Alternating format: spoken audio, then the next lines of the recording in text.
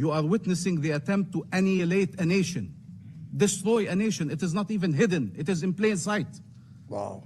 And yet the very tools designed to respond to these situations are not being used. That's right. So which one is it? Are Palestinian lives not worth saving? Or does Israel have a license to kill? That's right. Can this council only adopt resolutions and then witness their blatant breach? This self-inflicted powerlessness has to stop. Yep. And like Algeria, we repeat, the resolutions of this council are binding. Their role is to be enforced. Right. Their role is to change reality, not to record violations for history's purposes and then allow them to continue. Had diplomatic efforts succeeded, we would not be here. No. We recognize all the efforts that were done, all the diplomatic efforts that were conducted.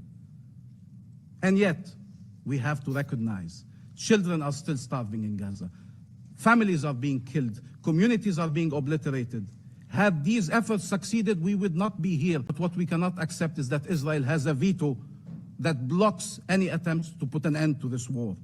That's the United States veto. Especially when we know what are its true intentions. Madam President, many peoples, many governments around the world are saying the right things and trying to do the right things.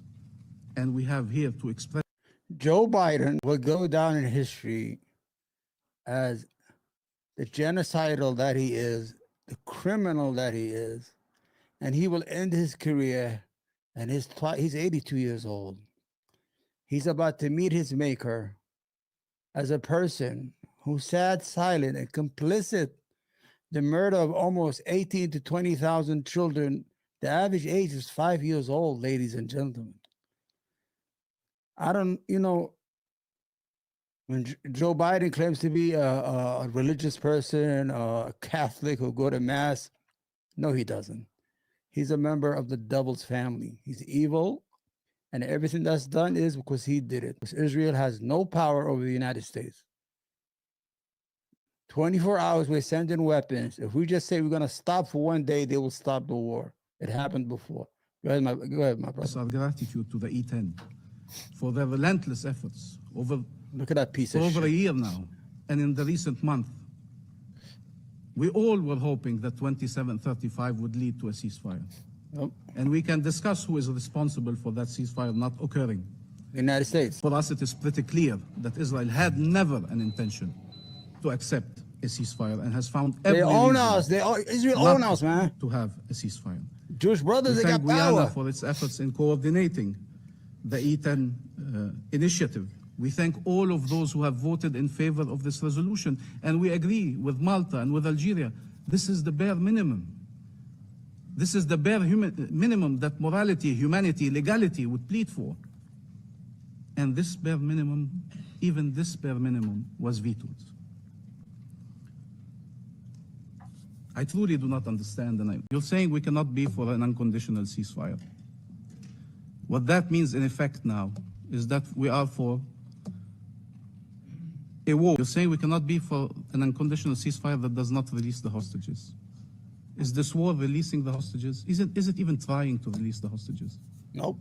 So what does it mean? We accept this war that is killing hostages and that is killing, maiming, terrorizing, destroying an entire nation.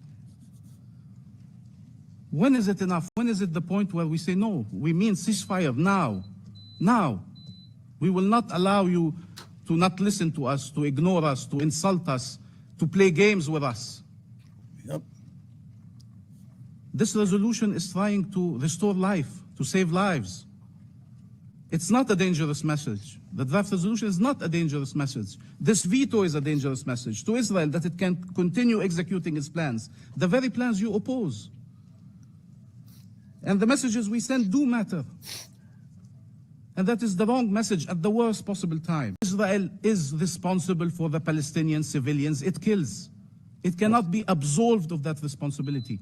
That's right. It is killing them purposefully, deliberately, repeatedly, massively. Every day. It is starving them on purpose. Nobody can deny it. We sat in this room, we heard every UN agency, every testimony, every NGO, Palestinian, Israeli, international, saying the same things. This is by design. freezing. Look at that piece of shit. Yeah. He looks like a German officer. What does it mean? That release of That's the the Israeli hostages ambassador, should by be the way. unconditional. This is what the Council has said repeatedly now for a year. Release of hostages should be unconditional. But stopping killing Palestinians is conditional. Yeah. There are acceptable conditions to stop the mass killing of Palestinians. There's 100 Israeli hostages, and there's 2 million Palestinians in Gaza. That's right. 2 million Palestinians in Gaza. They deserve better. They deserve respect for their lives, for their suffering. Israel will always claim conditions have not been met because its plans require it to continue this war, to annex the land and destroy the people. And therefore, we can no longer accept its conditions. 14 months, and we are still debating if a genocide must be stopped. There's no justification whatsoever for vetoing a resolution trying to stop. So you understand what the problem was. The resolution said the unconditional ceasefire and unconditional release of Jewish hostages. Now, the issue with them is they don't want an unconditional ceasefire. They want to continue to kill. They want to continue to maim and occupy and ethnically cleanse. You understand, the Palestinians have no value as human beings. Every day, 40, 50, 70 are being killed. Civilians every day. Not even one news station in the United States reported. I dare them. I dare the CNNs, the honchos. They're all beholden and scared of the Jewish lobbyists and Jewish CEOs and executives of TV. It will hurt their career. No justification for that. Madam President, one day someone will dig up these meetings, the records of them.